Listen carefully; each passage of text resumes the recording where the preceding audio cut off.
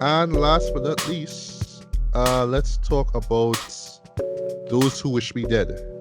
Right. This is I the latest. did not watch this.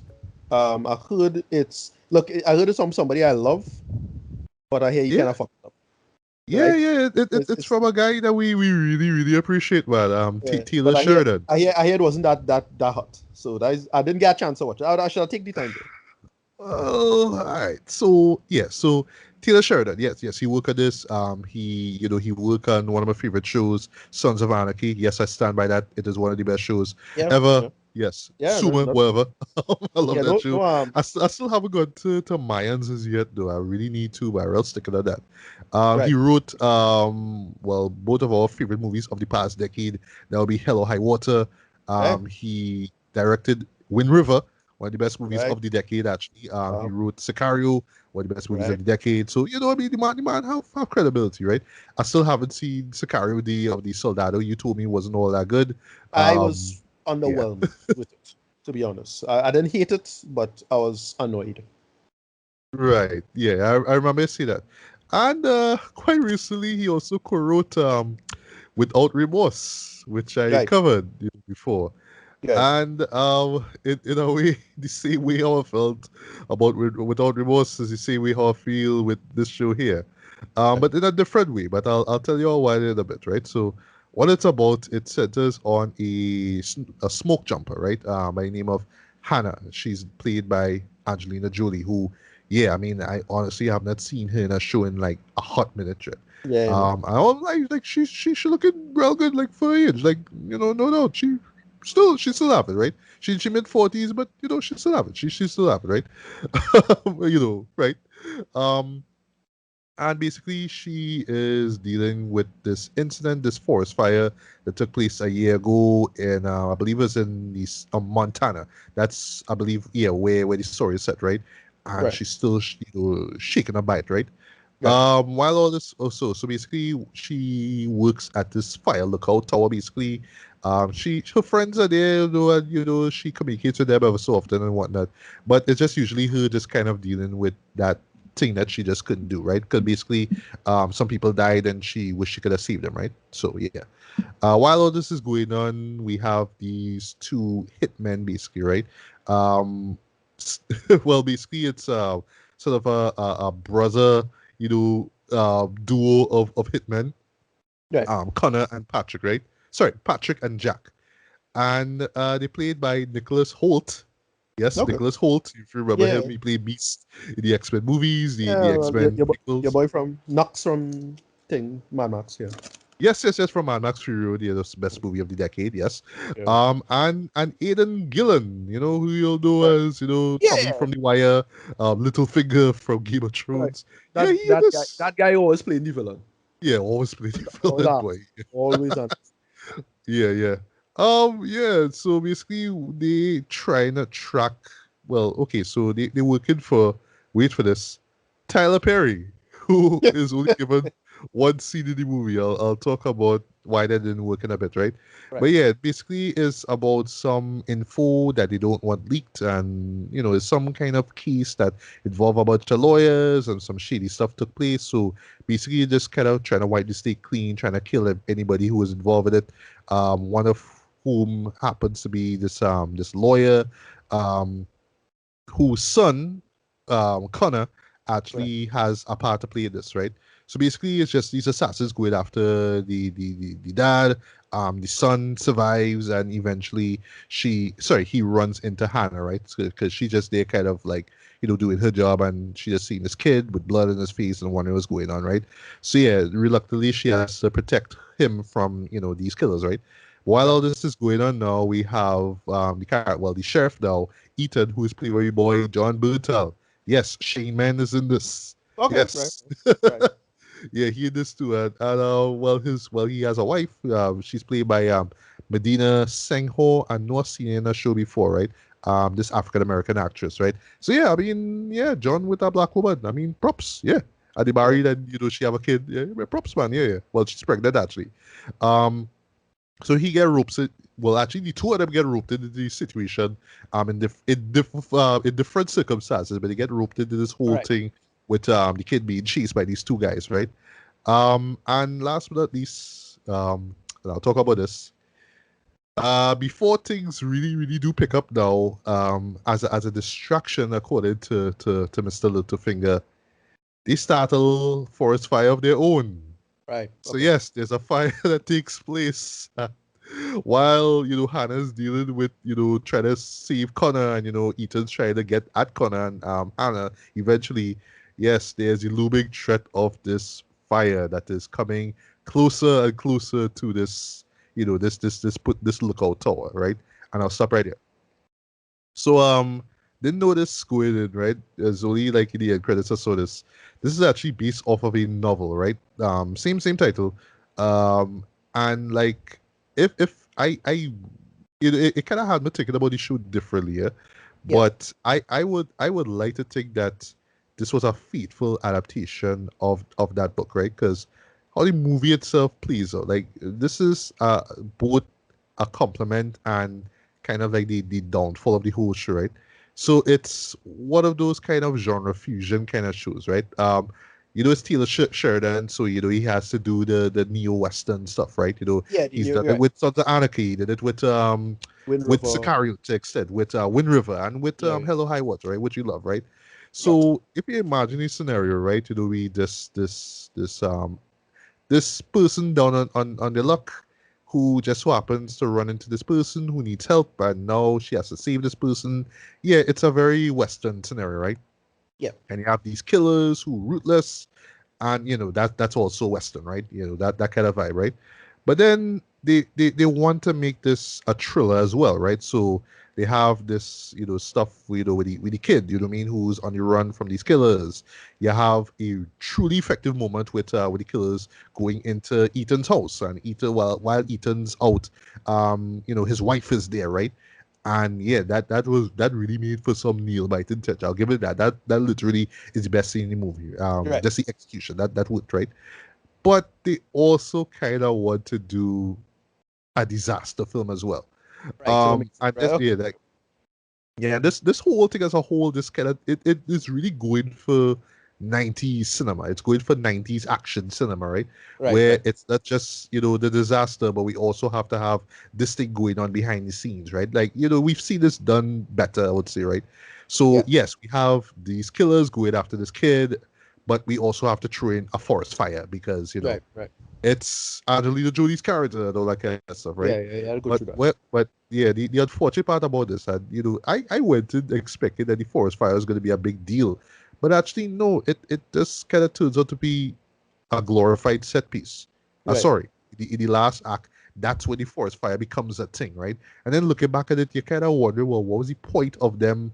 Of the killers themselves actually started a forest fire in the first place, because he say, "Oh, we need a distraction because the cops could be on the tail," right? And they literally say that. Yeah. So yeah, why if the whole forest fire thing was supposed to be like, that's like an afterthought, then why not happen in the movie?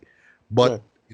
when you're thinking about marketing now, oh well, it's when you look at the trailers for this, they'll put the fire front and center. So you going in there thinking, oh, it's about Angelina trying to save this boy in this fire, but it Right. just so happens to have these killers going around trying to kill them. Right. So that would Yeah. have worked if it was like a whole squad. But when it's like Right. two killers, when it's like two men, it's just like, Yeah. but It's why too. do?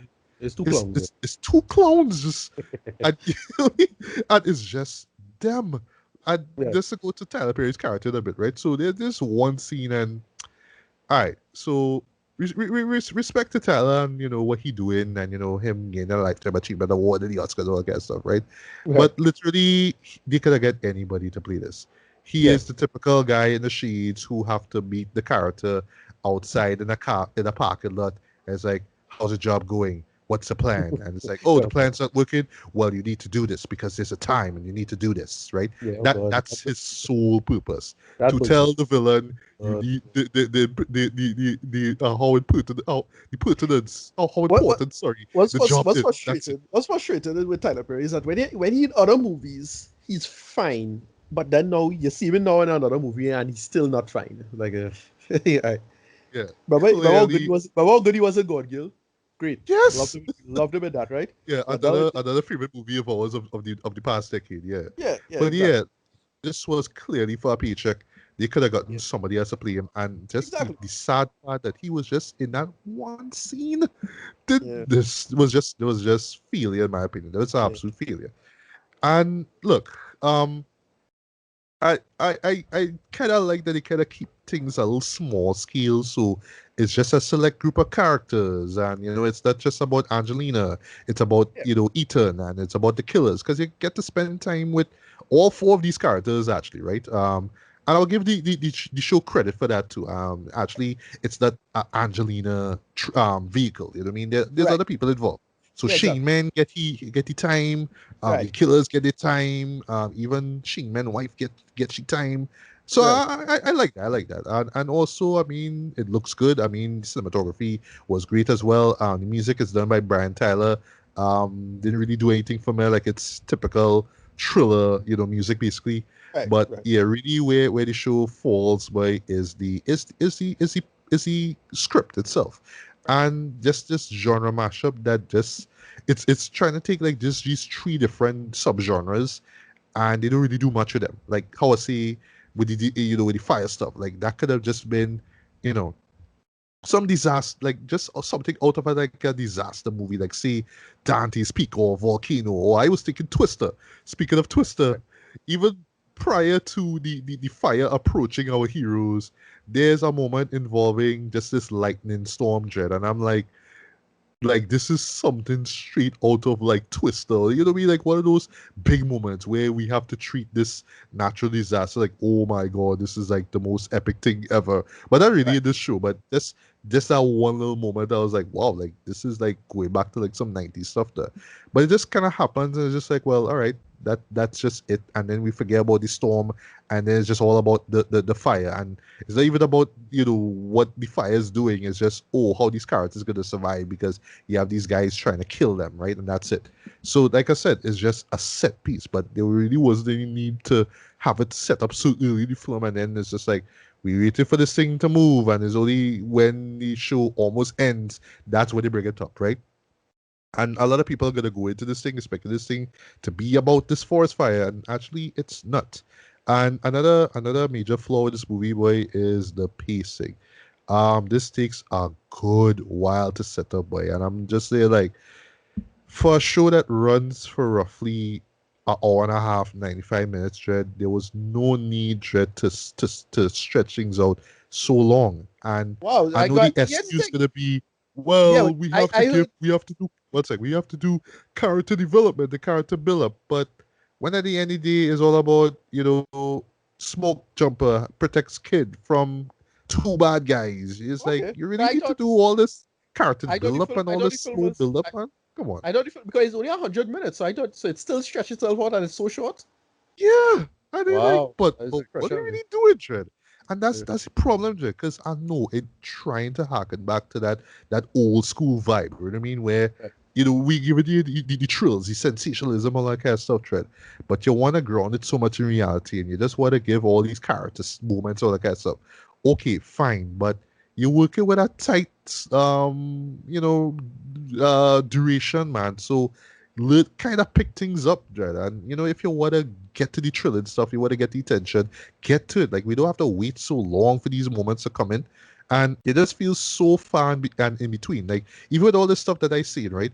There's like gaps of time where it's like, okay, well, the movie kind of stops because we need to show this character talking to this other character and all that kind of stuff. But again, we work it with a tight, runtime here. So and they don't even deliver on the goods, right? So you just feel like you're just getting bits and pieces. You know, you get a bit of a disaster stuff here. You're getting some thrills, like thriller stuff here, right? You're getting some action stuff here, but it just doesn't feel enough.